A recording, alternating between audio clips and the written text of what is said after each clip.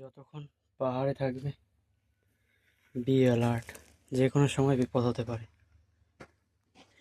এই যে যে পাথরগুলো দেখতে পাচ্ছ ছোট ছোট, এগুলো সব উপর থেকে চলে এসছে। পাথরটা দেখতে ছোট হলেও যদি কখনো আঘাত করে না, হসপিটালে যাওয়ার টাইম থাকবে না।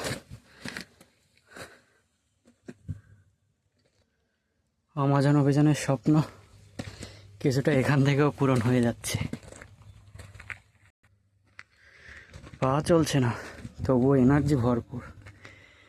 সামনের ওই রাস্তা তো পার হতেই হবে, না হলে বাকিটা জীবন এখানেই কেটে যাবে।